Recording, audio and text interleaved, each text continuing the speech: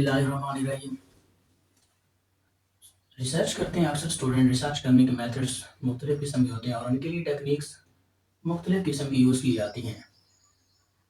आज हम पढ़ने जा रहे हैं बायो इन्फॉर्मेटिक्स का नाम अक्सर स्टूडेंट ने ऑलरेडी सुन रखा होगा। बायो मीन्स लाइफ होती है, इंफॉर्मेशन, और मैटिक्स मीन्स मैथ मीन्स इसके अंदर अल्गोरिथम इसका इस्तेमाल किया जाता है।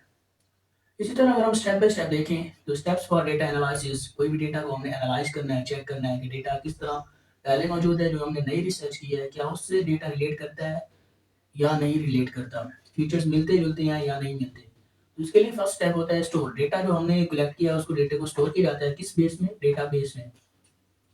सेकंड स्टेप आता है प्रोसेस। जो हमने डेटा को स्टोर किया उसको फिर हमने प्रोसेस करना है, उसके स्ट्रक्चर को, उसके फंक्शन को। थर्ड पे आता है एनालिसिस। फिर हमने उसको जो स्ट्रक्चर और फंक्शन के प्रोसेस कर रहे हैं, फिर हम चेक करेंगे कितना उसके साथ पहले वाले डेटा के साथ मिलता है और कितना उसके अंदर वेरिएशंस हैं। मींस के एनालिसिस ऑन माय रिसर्च, जो मैंने रिसर्च की है मैं ऑलरेडी पहले वाले डेटा के साथ उसको रिलेट करूंगा, कंपैरिजन करूंगा, देन अप्लाई करूंगा किस बेस पे, कंप्यूटर बेस पे।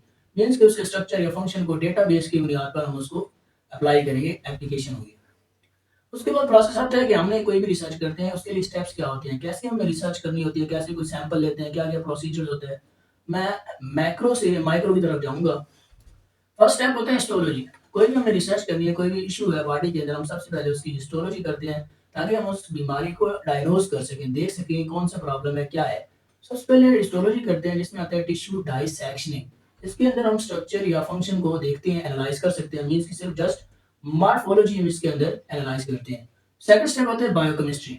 जैसे इसके अंदर हम देखेंगे इंजाइम्स या उसके प्रोटीन्स, क्या जब ये इसके अंदर मॉर्फ, इसकी शेप के अंदर कोई चेंजेस आई हैं तो इसकी ऑब्वियसली एंजाइम्स के अंदर या इसकी प्रोटीन्स के अंदर चेंजेस आएंगी। इन सिमिलर वे अगर हम देखें तो प्रोटीन्स की बात करें तो प्रोटीन्स मुख्तलिफ स्ट्रक्चर की होती हैं। स्ट्रक्चर की बुनियाद पर हमने इसकी टाइप्स बनाई है, जैसे कि कोई प्राइमरी स्ट्रक्चर होता है, सेकेंडरी स्ट्रक्चर होता है, टर्शियरी स्ट्रक्चर होती है और क्वाटरनरी स्ट्रक्चर्स की प्रोटीन्स होती हैं। अब इनके लिए मुख्तलिफ किस्म के ओमिक्स हैं, मीन्स के मैकेनिज्म है, प्रोसेस हैं, स्टेप्स हैं। तो ओमिक्स के अंदर हम देखें तो डीएनए, जिसको हम जीनोमिक्स बोलते हैं, डीएनए की स्टडी करना, आरएनए के मैकेनिज्म को स्टडी करना ट्रांसक्रिप्टोमिक्स, प्रोटीन्स के मैकेनिज्म को देखना तो प्रोटियोमिक्स, और मेटाबॉलिज्म को देखना कैसे कैसे प्रोसेस हो रहे हैं, एनाबॉलिज्म हो रहा है या कैटाबॉलिज्म हो रहा है, उसको बोलते हैं मेटाबोलोमिक्स। जो बेसिकली बायो इन्फॉर्मेटिक्स के अंदर रिसर्च की जाती है वो देखा जाता है उसके अंदर प्रोटीन्स को, लिपिड्स को, कार्बोहाइड्रेट्स को और न्यूक्लिक एसिड्स को।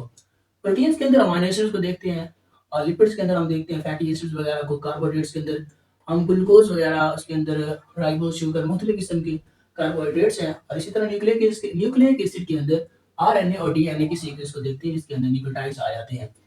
बेसिकली बायो इन्फॉर्मेटिक्स के अंदर प्रोटीन्स का सबसे ज़्यादा इस्तेमाल किया जाता है, प्रोटीन्स के ऊपर सबसे ज़्यादा डेटा को एनालाइज किया जाता है, रिसर्च की जाती है। तो ये था हमारा फर्स्ट इंट्रोडक्शन बायो इन्फॉर्मेटिक्स के रिलेटेड लेक्चर, जो बहुत ही ईजी है।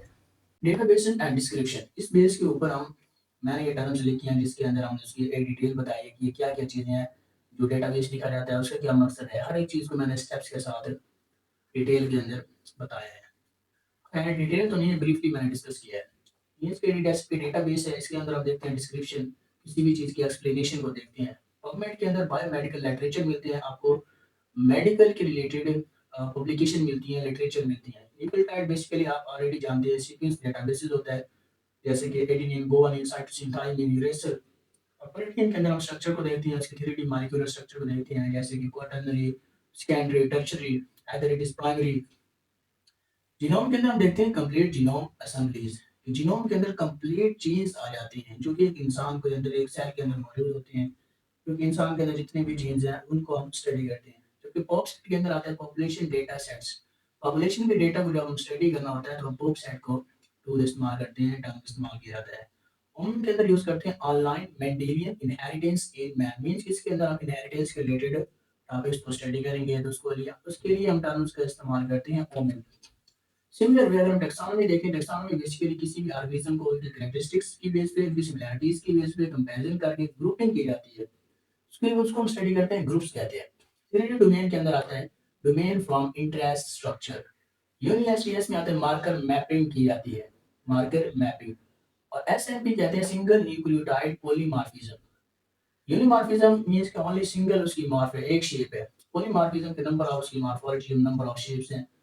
सीओडी कहते हैं conserved domain, journals and interest, UniGene gene oriented cluster, gene oriented cluster, cluster को देखना होता है तो उसके लिए हम यूनिजीन टर्म को इस्तेमाल करते हैं। पीएमसी होती है full text digital archive, this is very simple, and this is NCBI, and BLAST, this is basic local alignment tool। fast means fast all, basically all ये tools NCBI के अंदर यूज होते हैं, क्योंकि नेशनल कंट्री एक American एक website है जिसके अंदर हम हर तरह के डेटा को स्टडी कर सकते हैं जो कि बायो इन्फॉर्मेटिक्स के रिलेटेड होता है। तो ये थी टर्म्स जो कि मैंने ऑलरेडी डिस्कस कर दी हैं।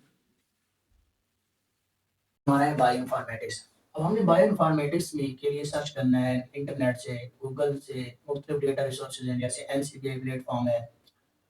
तो इसके लिए हमें सबसे पहले इन टूल्स को, इन टर्म्स को समझना ज़रूरी है।